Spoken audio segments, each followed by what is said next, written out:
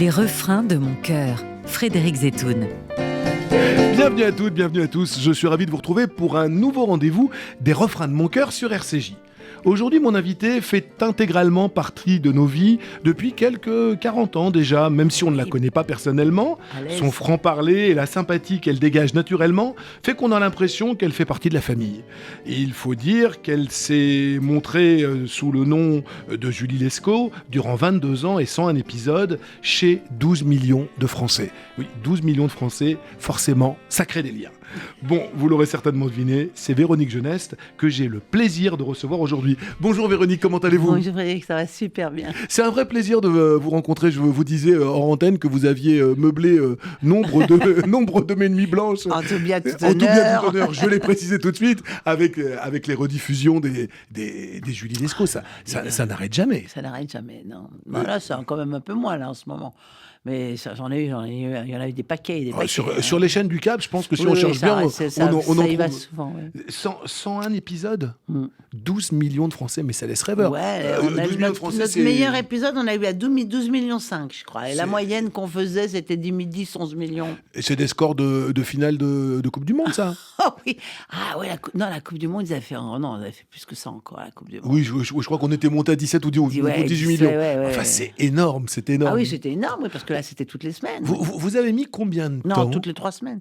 Hein vous avez mis combien de temps à le remiser totalement, ce personnage ? C'est-à-dire à un moment, est-ce que les gens vous en parlent moins dans la rue ? Ah, mais tout le monde m'en parle toujours autant. Toujours autant. Franchement, ça restera... Enfin, je veux dire... C'est le rôle de votre vie ? Oui, non, Nana aussi, on me parle encore de Nana beaucoup. Bien sûr. Puis j'ai fait quand même beaucoup de choses, on parle beaucoup du théâtre parce que je fais beaucoup de théâtre maintenant. Justement. Donc, non, c'est pas le rôle de ma vie, mais bon, c'est le rôle qui m'a permis d'accéder à une notoriété énorme. Du fait de je dirais, de la longueur et de la pérennité de la chose. Donc, c'est sûr qu'à un moment, voilà, c'est sûr que ça donne un accès à tout, quoi. C'est assez formidable.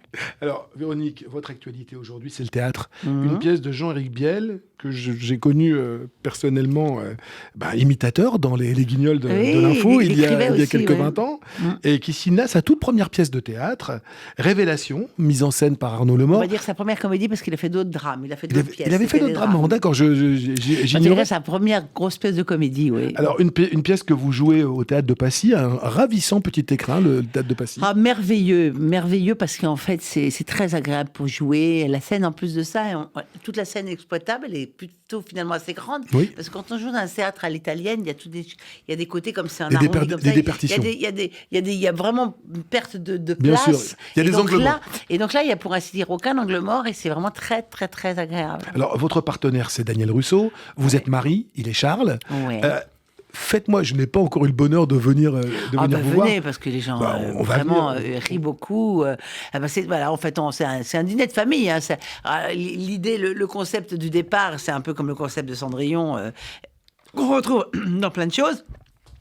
L'idée du départ, c'est un dîner de famille, que leurs filles, ils ont 2 enfants, Alice et Sébastien, et donc Alice a demandé qu'on réunisse la famille parce qu'elle avait une révélation à faire. Quelque chose à nous annoncer. Et là, il va y avoir des révélations en cascade, comme des dominos qui tombent les uns derrière les autres. Et en fait, elle arrive pour nous dire quelque chose, on s'y attend pas du tout, et finalement, on va comprendre au fur et à mesure, à chaque fois, que chacun a des pans de vie comme ça, révélés, des jardins secrets, ignorés, et qui vont aller de nouvelles plus étonnantes en nouvelles plus étonnantes. Les parents vont faire preuve de beaucoup de tolérance et vis-à-vis d'eux-mêmes d'ailleurs. Mais c'est très très très drôle. Hein. Et vous en parlez avec une jouissance qui donne envie de venir le voir. Parce que je m'amuse énormément à jouer cette pièce, et puis les gens rient tellement que moi c'est tellement agréable de faire rire, et quand tout fonctionne, et quand tout d'un coup la salle et les gens ils sortent, ils sont contents, ils ont la banane, ils viennent. Vraiment, voilà, quoi. C'est vraiment agréable, oui. Alors, Véronique, votre carrière est riche de rôles au cinéma et à la télévision. Qu'est-ce que le théâtre vous apporte que les 2 autres exercices ne vous donnent pas ? Alors moi, le théâtre, j'ai commencé au théâtre. Moi, j'ai commencé ma vie au théâtre. J'adorais le théâtre. J'étais vraiment faite pour ça, parce que le théâtre, ça m'apporte un contact direct avec les gens, et je trouve qu'il n'y a rien de mieux que... Vous savez, c'est un peu comme les gens qui sont accros au sport. Quand on est au théâtre, le soir, c'est 1h30 de c'est votre adrénaline quotidienne. Où on s'éclate, où on travaille, où on est là sur 1h30 avec une demi-heure de préparation avant, et puis une demi-heure pour en ressortir à peu près après. Donc c'est 2h30, 3 heures par jour de sa vie, ou comme une bonne dépense énergique, une bonne dépense d'amour, une bonne dépense de communication et de communion. On peut facilement devenir accro à cette adrénaline-là. Accro, ouais. Et moi, je suis accro au théâtre, oui. C'est vraiment un vrai bonheur. Qui n'a rien à voir avec le tournage. Le tournage, c'est beaucoup plus éreintant, les tournages. Oui, on attend beaucoup. Non seulement c'est fatigant, parce que les rythmes de tournage maintenant sont très violents, donc c'est éreintant, c'est des heures de transport pour y aller. Moi, quand je tournais Julie, je me levais à 5h du matin. Je tournais 5-6 heures du matin. On venait me chercher à 7h30. J'étais sur le tournage à 8h30. J'étais prêt à tourner à 9h. C'était une cavalcade, et une cavalcade, plus 2 heures supplémentaires le soir. On faisait 9-18 heures, c'est-à-dire on faisait 9-20 heures, puis après, j'étais jamais rentré chez moi avant 22 heures. Éreinté, debout toute la journée. C'est très, très, très, très, très, très fatigant. Et à part l'équipe qui est là et qui est notre premier reflet, mais qui n'a pas le droit d'être sonore. Donc, si on faisait quelque chose de drôle, personne n'a le droit de rire, sauf après. Voilà, ou en applaudissant à la fin de la prise. Là, c'est notre premier public. Là, et c'est un peu frustrant. C'est un peu frustrant parce qu'on n'a pas le direct. On a la réponse tout de suite au théâtre. Et vous êtes payé sur le champ, quoi, content. On a la réponse tout de suite. On a les gens, on les voit, ils ont la banane, ils sortent, ils ont ri, ils sont tellement contents, ils en parlent, enfin voilà. Vous savez tout de suite, lorsque vous lisez une pièce ou un scénar, que vous allez dire oui ou non. Au bout de quelques pages, vous savez que c'est pour vous ou pas? Assez vite, oui. Assez vite. Quand une pièce, j'arrive à la lire d'un coup, comme ça, quand tout à coup, ça m'accroche. Alors après, il y a beaucoup de choses qui évoluent entre le moment où on va jouer, entre le moment où on a lu la pièce et le moment où il y a du retravail de texte, il y a des lectures, Il vous arrive de redemander à redéfinir votre rôle, bien de sûr. Retravailler avec le scénariste, on travaille souvent, oui, puis on travaille pendant qu'on joue aussi, on coupe des choses, sûr. On se rend compte que dans le rythme, etc., il y a des choses, des fois, qui sont trop de bavardage, on en coupe, on préfère faire un vrai silence qui souvent est beaucoup plus payant qu'une parole, oui, un regard appuyé. C'est le boulot avec le metteur en scène, ça. Des fois, un regard appuyé remplace 3 phrases. Et fait gagner 3 rires aussi. Et fait beaucoup plus rire. Parce qu'il laisse une sorte de laps de temps comme ça, de respiration, où les gens, tout à coup... Moi, je vois, là, il y a des espaces dans la pièce où, à un moment, il dit un truc, et moi, avant, je devais répondre quelque chose, et ça fonctionnait pas. Et un jour, on a essayé, réponds rien, regarde-le. Et je le regarde comme ça, et ça le fait. Il se détourne, et là, les gens rient parce que c'est drôle. Voilà, il n'y a pas besoin de mots. Donc, tout ça se met en place au fur et à mesure. Et puis, continue, c'est ça le spectacle vivant, ça. C'est-à-dire que ça continue tous les jours à progresser. Quand vous en parlez, Véronique, on prend toute la dimension du mot jouer. Vous en parlez comme une gosse. Voilà, c'est ça. Moi, je suis restée une enfant quand il s'agit de jouer. Et effectivement, ça garde c'est l'enfance, oui. Moi, je suis restée dans le monde de l'enfance quand on joue au gendarme au voleur. Ou moi, j'ai des gamines qui, à cause de Julie Lescaut, jouaient à Julie Lescaut. Elles étaient Julie. Moi, quand je jouais à Zorro, j'étais Zorro. Quand je jouais à Belle et Sébastien, j'étais Sébastien. Ou j'étais le chien, d'ailleurs. Des fois, je m'en fous. Voilà. Mais c'est le monde de l'imaginaire. C'est le bonheur. Jouer, c'est vraiment, le mot est vraiment bien choisi. Oui, c'est jouer. Véronique, je vous propose de jouer à découvrir votre univers musical. Durant cette émission, vous avez eu la gentillesse de nous livrer, je vous en rappelle le principe, vous nous avez livré en amont quelques chansons qui ont compté dans votre existence. On va comme ça se promener pendant un petit bout de temps dans une conversation à bateau rompu autour de vos préférences musicales. On écoutait quoi chez vous lorsque vous étiez petite ? Alors chez moi, c'était beaucoup. Ma mère, elle écoutait Brassens, Brel, la chanson française. La chanson française. Oui. Et votre papa qui était médecin, je crois. Ouais. Aznavour et des choses comme ça. Il y avait aussi... et puis moi, j'écoutais Claude François, Johnny Hallyday. J'écoutais aussi... Enfin, il y en avait beaucoup. Il y a eu Antoine, à l'époque des Yéyés. Il y a eu tout ça. C'était important dans votre vie, et c'est toujours important dans votre vie de vivre le matin en musique, d'écouter de la musique en voiture. Oui, j'écoute beaucoup de musique, oui. De la chanson. Ouais, mais j'écoute de tout. Et puis, ça peut être aussi du classique, ça peut être des bandes originales de films, ça peut être ça peut être de la classique aussi, du piano, n'importe quoi. Je suis très éclectique, je vais dire, en musique. Alors, vous nous parliez d'Antoine, voilà, quelqu'un qui vit comme vous, enfin, qui est originaire de Corse, la Corse où vous vivez maintenant, Pierre-Antoine Muraccioli, de son vrai nom, en 66, exactement. Donc, vous aviez 10 ans, je crois, en 66. En 66, ouais. Vous aviez 10 ans. Ouais. Et Antoine chantait les élucubrations. Moi, j'ai un souvenir très précis, mais vous allez surtout me raconter. Je revois mes parents me sortir du lit en 66, moi j'avais 5 ans, pour voir pour la première fois au palmarès des chansons un chanteur qui avait les cheveux longs. On n'avait jamais vu ça. Il avait les cheveux qui lui arrivaient aux épaules. Guy Lux le présentait comme un phénomène de foire. Moi, j'adorais. Et donc, racontez-nous pourquoi lui et pourquoi cette chanson. Parce que la chanson, c'était justement les élucubrations, et je trouvais qu'elle était très drôle. Elle était très drôle.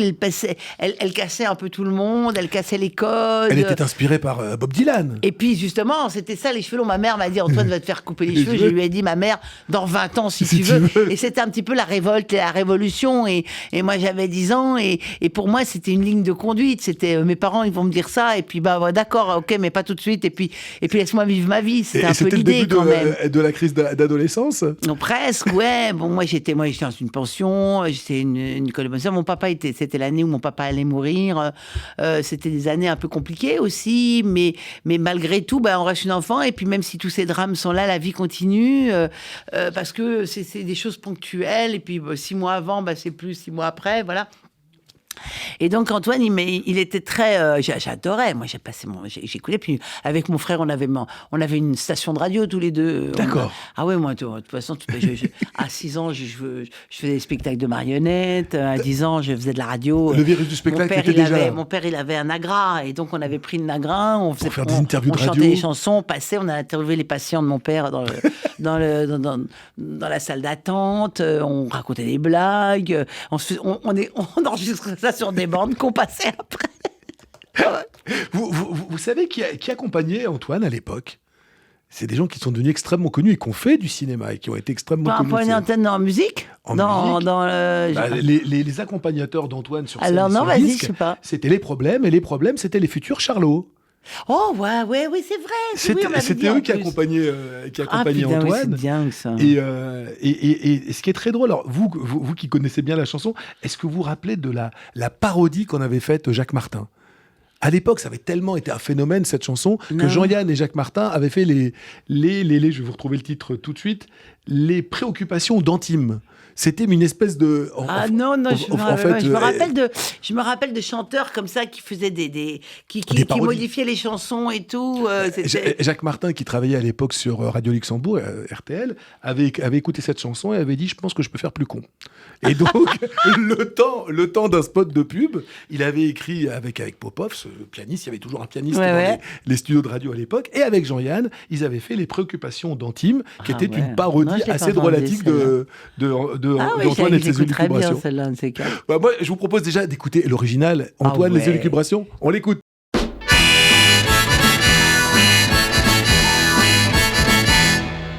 Oh yeah!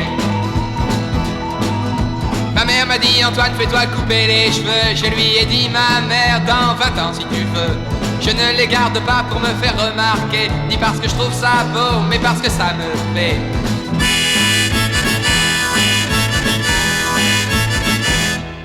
Oh yeah! L'autre jour j'écoute la radio en me réveillant. C'était Yvette Torner qui jouait de l'accordéon. Ton accordéon me fatigue Yvette, si tu jouais plutôt de la clarinette.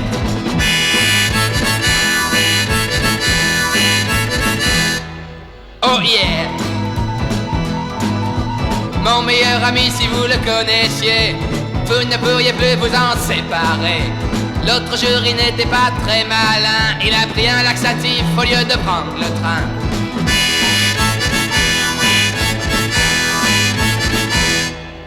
On vous entend. Dites-moi, Véronique Jeunesse, chanteuse, c'est quand? Mais Le moi, j'ai premier déjà album. fait, hein. J'ai écrit, j'ai joué, j'ai chanté une chanson avec Fugain. Voilà. Mais un album pour vous toute seule? Oh non, j'ai jamais pensé. On m'a proposé, hein, des fois, mais on m'avait écrit des choses qui vraiment ne me convenaient pas. Non. Mais si on vous amène des choses qui vous mais si un conviennent. jour on m'amène des choses qui me conviennent, je chanterai. Oui, j'adore chanter, bien sûr. Bah, écoutez, c'est peut-être une troisième ou une Pourquoi pas quatrième carrière. Pourquoi pas? La philosophie de vie d'Antoine, cette espèce de liberté de cet artiste toujours revendiqué, ça vous parle? C'est un peu vous, ça aussi. Oui, moi j'ai toujours été extrêmement libre. Avec mon frère, on écoutait énormément de musique, on faisait beaucoup de choses, on était dans un domaine très, très fantasmagorique. On était tout le temps dans la création. Lui, il écoutait beaucoup. Mon frère, il voulait être metteur en scène d'opéra. Moi, je voulais être comédienne depuis toute petite. Mon père m'appelait Sarah Bernard.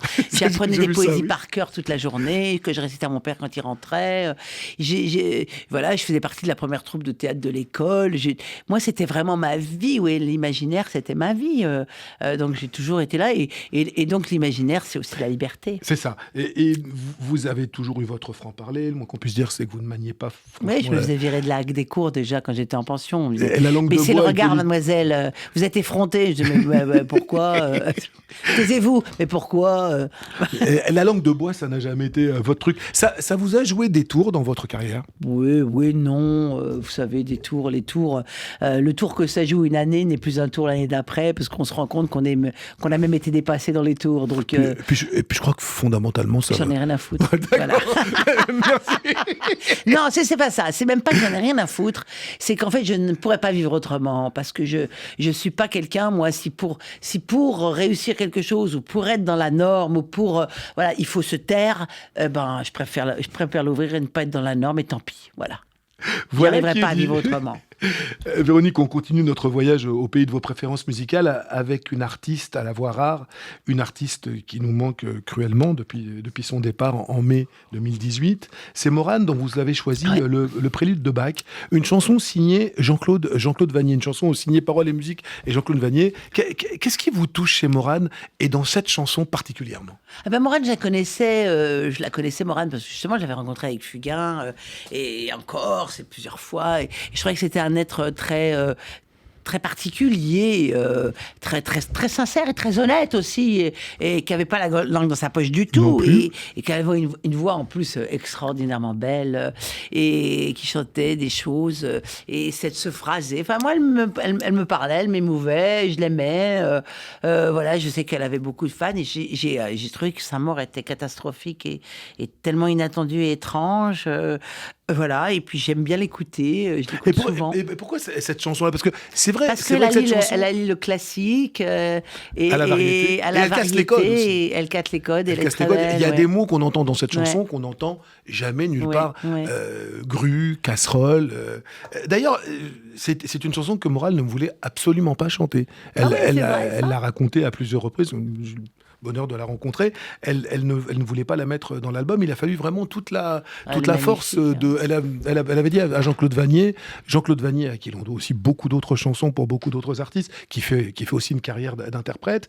Elle avait dit à Jean-Claude Vannier, avec tout le respect que j'ai pour vous, c'est pas mes mots, je pourrais jamais chanter ça. Elle les disait bien. Hein. Elle les chantait magnifiquement bien. Ouais, hein. Et c'est Marc Lambroso. Il faut de temps en temps aussi citer les producteurs qui ont du talent. Marc Lambroso qui présidait aux destinées de la carrière de Morane chez Polydor à l'époque, qu'il avait convaincu d'enregistrer cette chanson en disant vraiment ce serait une formidable erreur de ne pas mettre cette chanson dans l'album. Quand les chansons cassent les codes, Queen par exemple, il n'aurait jamais sorti comme Hungarian Rhapsody parce que c'est trop long. Qui échappe aussi à tous les formats. Qui échappe à tous les formats et qui est une de mes chansons préférées.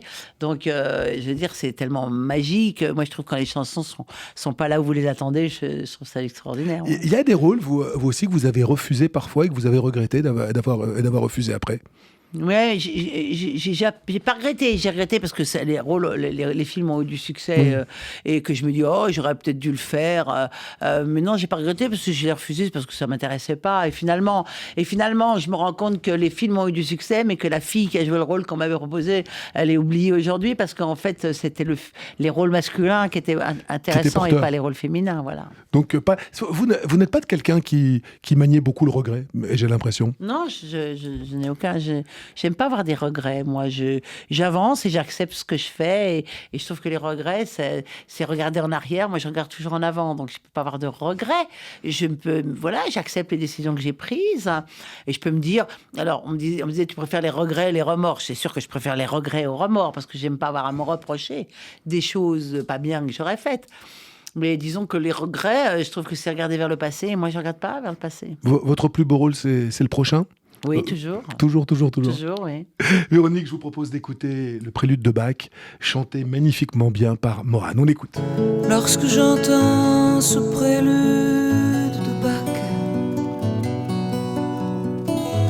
par Glenn Gould, ma raison s'envole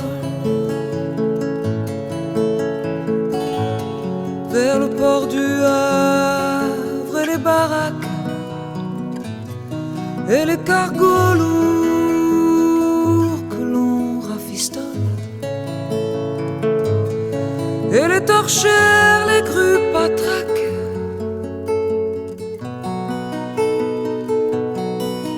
les citernes de gasoil et toi qui courais dans les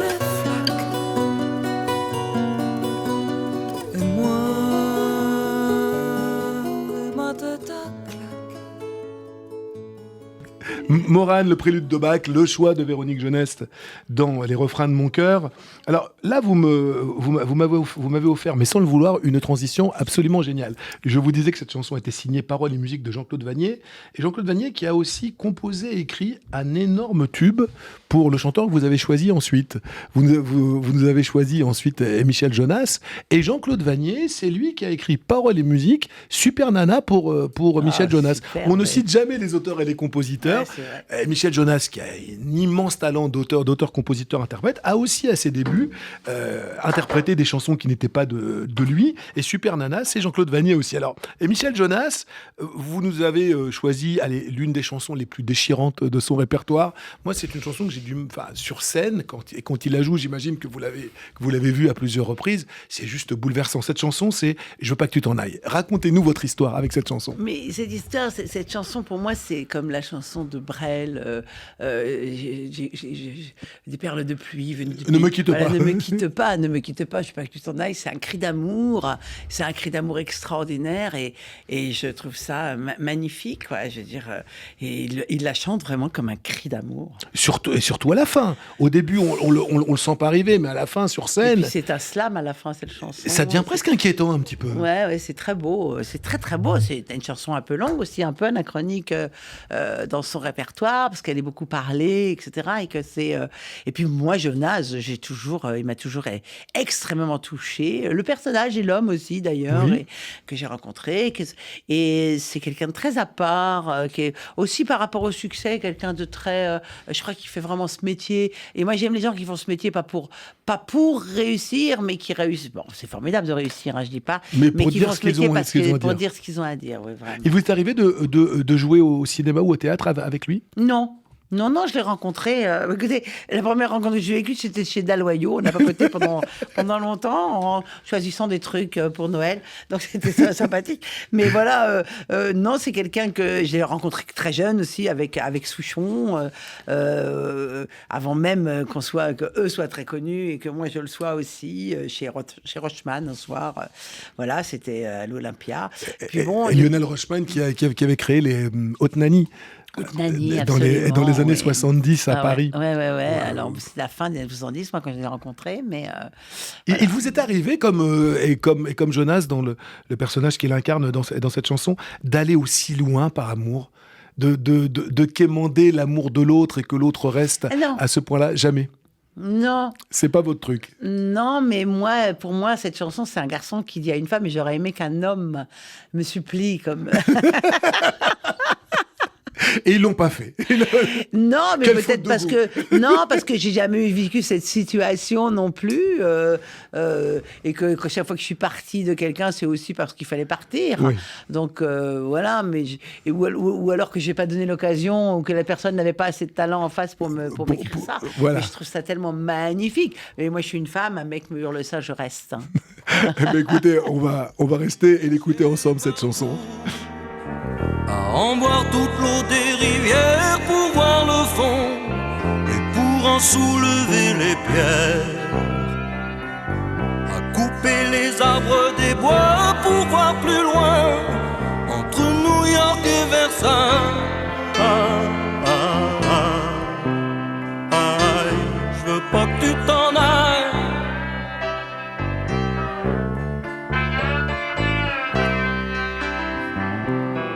Je voulais des vagues et des S,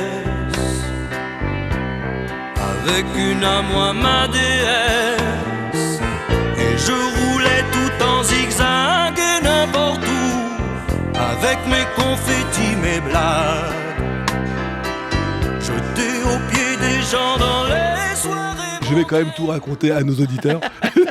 J'ai en face de moi Véronique Jeunesse qui chante excessivement bien, mais il faut absolument que vous le fassiez, cet album, qui danse aussi, qui fait des chorégraphies. Non mais franchement, allez, et le disque, c'est pour bientôt, il faut vous lancer. Il faut... Je suis incapable d'écrire quoi que ce soit, moi, en musique. Il y a des auteurs comme Michel Jonas qui peuvent tout alors là, si Michel il m'écrivait des chansons, alors c'est évident, hein. En attendant de vous voir sur scène en train de chanter, moi j'invite vraiment le public à venir vous voir au Théâtre de Passy. Ah ouais, ils vont s'amuser. Donc le mardi, du mardi au samedi à 21h, le dimanche à 17h, Révélation, une pièce dont on sort avec la joie de vivre au cœur. La banane, le bonheur. C'est au Théâtre de Passy, oui. C'est un tout petit théâtre, mais qui vraiment est un petit écrin absolument charmant. Véronique, c'était un vrai plaisir de vous avoir à ce micro et de faire votre connaissance. Une toute dernière question que je pose à tous mes invités. Quel est à ce jour le plus beau cadeau que vous ait fait ce métier ? C'est de jamais me laisser tomber. C'est de continuer à le faire. C'est de continuer à le faire. C'est que j'ai une chance inouïe. Quand je me remets sur le marché du travail, j'ai tout de suite du travail. Et ça, c'est une chance hallucinante. Est-ce qu'on peut parler de travail dans votre cas ou de passion ? C'est pareil, travail, quand passion. vous en parlez, c'est quand même du travail, j'aime le travail. Et c'est du travail dans le fait où je gagne ma vie aussi. Donc c'est du travail, c'est un travail, mais c'est une passion et je le fais c'est de l'artisanat. Merci beaucoup Véronique. Alors on souhaite vraiment cette pièce et foncez la voir au Théâtre de Passy. Et puis on vous donne rendez-vous très vite à nouveau pour mon nouvel album, jeux, pour mon album et pour votre premier album. Merci beaucoup, à bientôt. Il n'y a pas de quoi, au revoir. Merci.